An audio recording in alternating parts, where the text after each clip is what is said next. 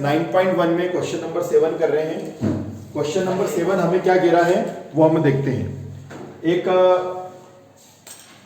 वो बोल रहा है कि एक बिल्डिंग है बच्चों, एक बिल्डिंग है, ठीक है। आपने देखा होगा बहुत सारे घरों के अंदर, छतों के अंदर बड़ी बड़ी बिल्डिंग होती है तो छतों में टावर लगा रखते हैं ताकि उनको मंथली उसका रेंट मिलता रहता है, ठीक है, किराया मिलता है। तो आजकल ये भी एक जरिया हो गया पैसा कमाने का। तो बिल्डिंग है, तो ये समझ लीजिए यहाँ से यहाँ तक बिल्डिंग है। ये देखिए, ये आपके सामने एक बिल्डिंग बना दी मैंने, ठीक है। इसका नाम भी ऐसे लिख देता हूँ बिल्डिंग, ताकि आपको ध्यान रहे। एक बिल्डिंग है बच्चों, इस बिल्डिंग के ऊपर लगा हुआ एक टावर है। ये एक टावर लग गया, यहाँ पे लिख देते हैं अपन टावर। बिल्डिंग के ऊपर एक टावर है। अब एक बंदा क्या कर रहा है, एक बंदा यहाँ पर खड़ा हुआ है। ये लैंड मतलब किसी पॉइंट से वह यहाँ पर, मतलब ये इसका बेस बन जाएगा, ठीक। वो जो बंदा यहाँ पर है, कोई पर्सन है, उसको हम नाम देते हैं पी नाम दे दिया मैंने किसी पर्सन को। वो बंदा क्या कर रहा है, पहले तो इस टावर के बॉटम को देख रहा है, मतलब मीनार, इसको टावर मतलब हिंदी में इसको मीनार बोलेंगे, मीनार के तले को देख रहा है, यहां से नीचे से ऊपर की ओर देख रहा है, ठीक है। जैसे मैं यहाँ गया और मैंने यहाँ से इसको देखा, अच्छा ठीक है, जैसे टावर लगा तो मैंने पहले उसके बॉटम को देखा, तो ये बॉटम को यहाँ, तो यहाँ से लेके ये बॉटम को देख रहा है। ऐसा सब बुक के अंदर लिखा हुआ है, बुक वाला ऐसा कह रहा है, ठीक है। यहाँ से उसके बॉटम को देखा जा रहा है, कितने डिग्री के एंगल से देखा जा रहा है, तो वो एंगल बता रहा है रिस्पेक्टिवली 45 डिग्री, 45 डिग्री के एंगल से देख रहा है, ठीक। फिर यही पर्सन उस टावर के टॉप को देख रहा है, मीनार के ऊपरी सिरे को देख रहा है, यहां से, ये देखिए, कितने डिग्री के एंगल से देख रहा है, 60 डिग्री के एंगल से देख रहा है। ये 60 डिग्री अपन ने कर लिया, ठीक। तो आपको बतानी है height of the tower. Building की हाइट उसने दे रखी है 20 मीटर की हाइट पर एक बिल्डिंग बनी हुई है, तो ये 20 मीटर हो गया बिल्डिंग। वापस एक बार समझ लेते हैं अपन अच्छी तरह से। तो क्वेश्चन की जो लैंग्वेज है उसको आप ध्यान से पढ़िए, वो क्या कह रहा है उस हिसाब से क्वेश्चन करेंगे अपन। एक बिल्डिंग है, उस बिल्डिंग की हाइट है 20 मीटर है, इस बिल्डिंग पर एक लगा हुआ है टावर है, ये आपके सामने यहाँ से यहाँ तक टावर हो गया। ये इसकी हाइट आपको फाइंड करनी है। ये जो मैं एरो का साइन बना रहा हूँ, बहुत सारे लोग सोचते हैं डिजाइन है शायद, तो डिजाइन नहीं है, ये डायरेक्शन बता रही है, यहां से लेके यहां तक 20 और यहां से लेके यहां तक h मीटर, क्योंकि हमें निकालना है, ठीक है। तो हाइट ऑफ टावर आपको फाइंड करना है। यहां से एक बंदा देख रहा है, टावर के बॉटम को देख रहा है, ऐसा बुक वाला कह रहा है 45 डिग्री से, और ऊपर उसके टॉप को देख रहा है 60 डिग्री से। आप उसकी लैंग्वेज को पढ़े बुक वाले की, तब आपको समझ में आएगा। जब तक आप क्वेश्चन बुक का नहीं पढ़ेंगे तब आप कभी भी आप डायग्राम नहीं बना सकते, ठीक है। चलिए स्टार्ट करते हैं। इसको नाम देता हूं मैं ए, इसको नाम देता हूं बी, इसको सी, और ये पी है। आप चाहो तो कुछ भी नाम दे, जो आपको अच्छा लगे। डी नाम देना तो आप डी नाम दे सकते हो, जो आपको अच्छा लगे आप वो नाम दे सकते हो, ठीक है। चलिए, तो बिल्डिंग बन गई, बिल्डिंग के ऊपर टावर बन गया, और एंगल हमने डिसाइड कर दिए, बुक वाले ने बता रखे तो वो हमने लिख लिए। मैं यहाँ पर लिख लेता हूँ जो चीज दे रखी है। एग्जाम में सबसे बड़ी गलती बच्चे यही करते हैं, जिसको 100 में से 100 लाना है वो सब चीज लिखेंगे। शुरुआत करेंगे अपन हाइट ऑफ बिल्डिंग से। तो ये देखिए, हाइट ऑफ बिल्डिंग है ना, आपको दे रखी है BC इक्वल 20 मीटर, ठीक। बिल्डिंग मैंने भवन की ऊंचाई, ये आपको बुक के अंदर दे रखी है, तो आपने भवन की ऊंचाई लिख दी। भवन की ऊंचाई आपके लिख रखी है BC इक्वल 20 मीटर, ठीक। अच्छा, टावर की हाइट आपने अपनी मर्जी से ली है h, तो आपको यहां लेट करना पड़ेगा। लेट हाइट ऑफ टावर की जो हाइट है वो है AB इक्वल h मीटर, ठीक है। तो माना कि मीनार की ऊंचाई हो गई आपकी, ये देखिए, मीनार की ऊंचाई AB इक्वल h, ठीक है। चलिए, अब एंगल जो आपको दे रखे हैं वो लिख लेते हैं अपन, क्या क्या दे रखे हैं। अच्छा, एक चीज और है, जरूरत पड़ेगी इसलिए भी बता देता हूँ। ये है 20, ये है h, तो यहां से लेके यहां तक टोटल, मतलब ऊपर से लेके नीचे तक हो गया 20 प्लस h। जैसे सपोज करो ये 5 है, 5 है, तो 20 प्लस 5 तो पूरा हो गया 25। तो ये अभी अननोन है इसलिए हम h लिख देते हैं इसको, तो 20 प्लस h लिख दिया अपन ने, ठीक। इसको भी लिखना पड़ेगा अपने को, तो AC कितना हो जाएगा, AC हो जाएगा 20 प्लस h मीटर, ये AC हो गया। अच्छा, PC, ये जो PC है ये आपने कुछ लिया तो है ही नहीं, तो अपनी मर्जी से आपको लेना पड़ेगा x। बेस मतलब आधार, तो आधार है आपका PC इक्वल x मीटर।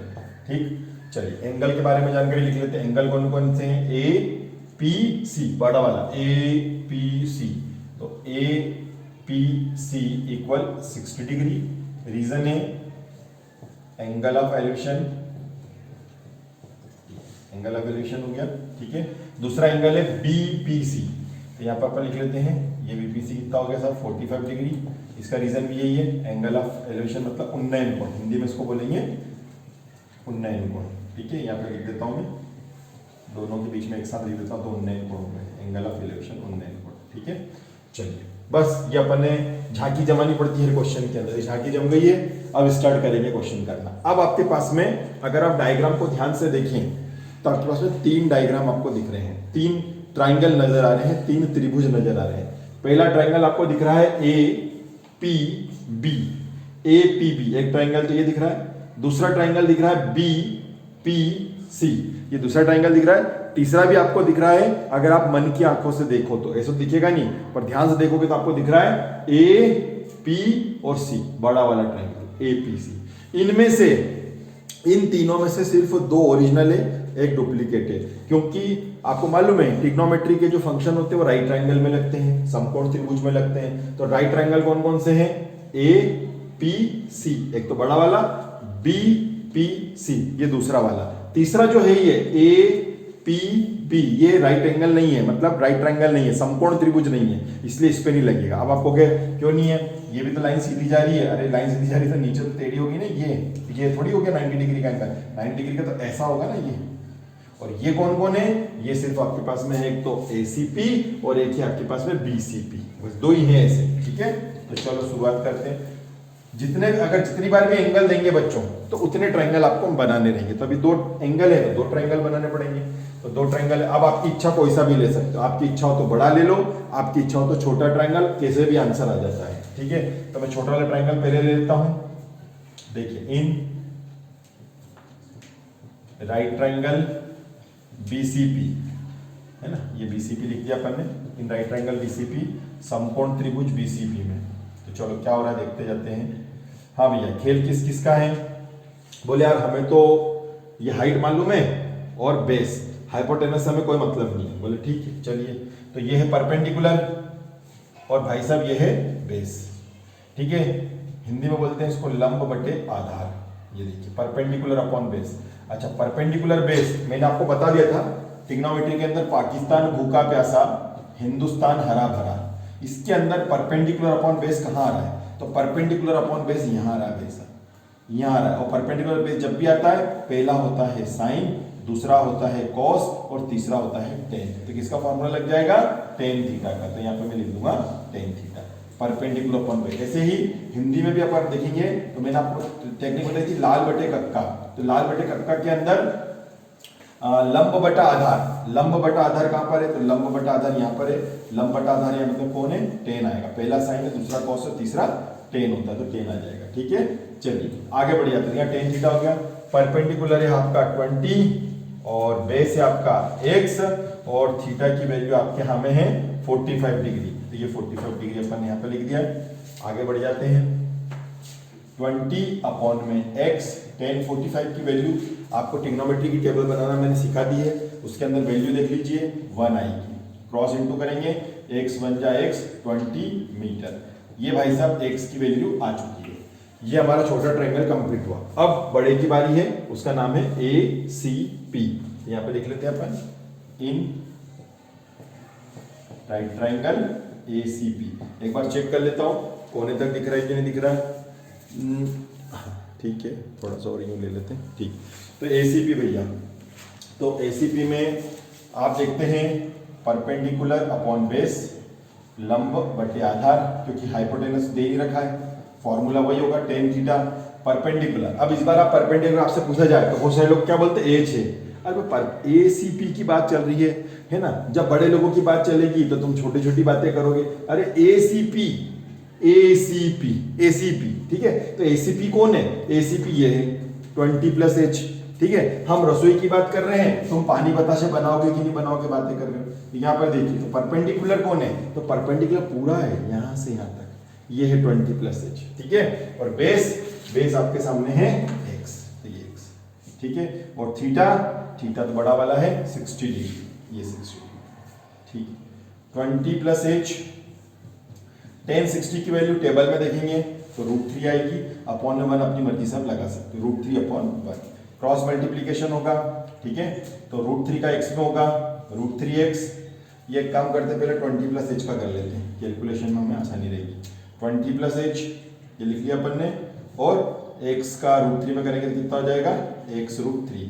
क्या हमारे पास x की वैल्यू आ चुकी है? हाँ। बहुत सारे बच्चे कहते हैं सर यही रखते हैं, क्या? मत रखो, बाद में जब हम कैलकुलेशन करेंगे ना, आप चाहो तो यहाँ भी रख सकते थे, आपके मन में क्वेश्चन बनेगा क्या हम x की वैल्यू यहाँ रख दें क्या? मत रखो, बाद में रखना जब कैलकुलेशन, अब आ गया ना कैलकुलेशन का समय, यहाँ उठा करके रख देंगे अपन, ठीक है। तो चलो ये लाइन में बाद में लिखूंगा, पहले ये रफ कर देता हूँ, रफ करूंगा तो क्या समझने में अच्छा आएगा, ठीक है।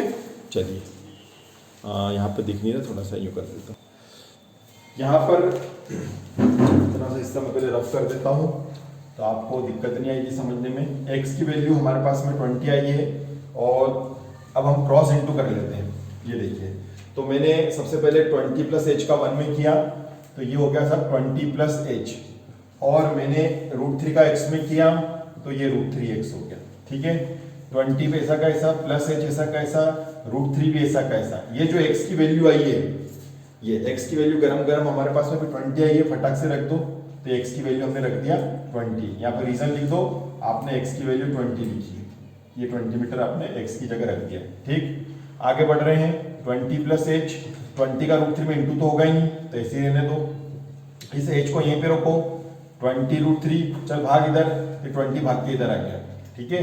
h ऐसा का ऐसा, हाँ। अब बहुत सारों से बोलते हैं भैया इसको सॉल्व करना, तो ऐसे करते हैं, 20 से 20 0, बचा क्या √3, ऐसा।